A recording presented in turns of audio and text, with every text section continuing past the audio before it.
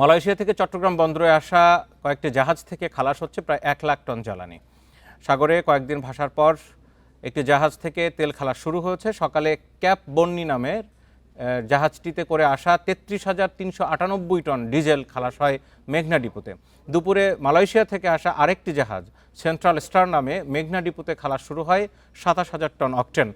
আর ওয়াকট্রি নামের আরেকটি জাহাজ থেকে খালাস করা হয় ৩৫,৩৪৫ টন ডিজেল। চট্টগ্রাম থেকে এই মুহূর্তে সরাসরি আছেন সহকর্মী আলমগীর সবুজ। আলমগীর সবুজ, আপনি এই মুহূর্তে যেখানে রয়েছেন, এখন আসলে সেখান থেকে কি খালাস করা হচ্ছে, আর সব মিলিয়ে যা খালাস হচ্ছে সেগুলোর ধারণ ক্ষমতা আছে কিনা, রিফাইনারির কি অবস্থা, সেই সব কিছু জানাবেন।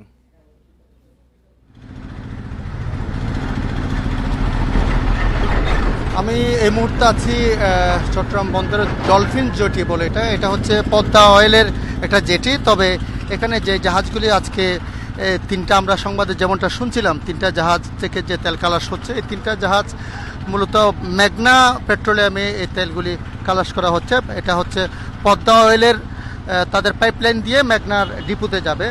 এবং আপনি যেমনটা বলছিলেন, প্রায় ১ লাখ মেট্রিক টন ডিজেল এবং অকটেন এখানে খালাস হচ্ছে।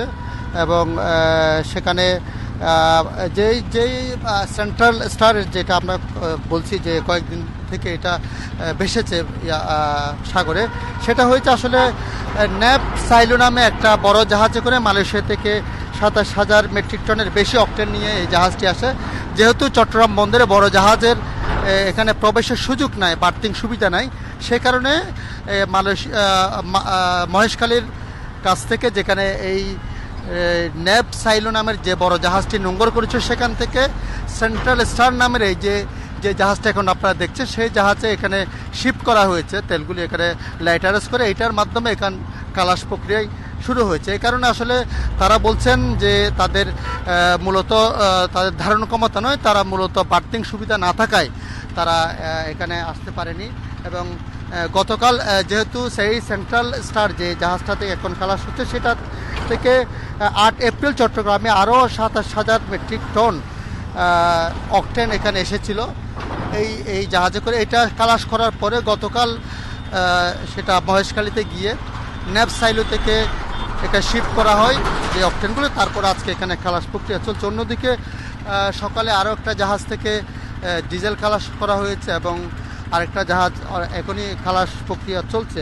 মোটামুটি আমরা যে খবর পেয়েছি, এখানে চলতি মাসে ৫৪,০০০ টন অকটেন এখানে আমদানি হয়েছে। এবং তারপরেও করে আসলে পেট্রোল পাম্পগুলিতে, তেলের ডিপোগুলিতে এই যে তাদের সংকট, সেটা আসলে সেই উত্তর তারা ঠিকমতো দিতে পারছেন। আপনি যে প্রশ্নটা করেছেন, বিপিসি আমাদেরকে জানিয়েছে ৩টা বিপণনকারী প্রতিষ্ঠান পদ্মা, মেঘনা ও যমুনা এবং ইস্টার্ন রিফাইনারি মিলে বিপিসিতে অকটেনের স্টোরেজ সক্ষমতা আছে ৫৩,৩৬১ মেট্রিক টন।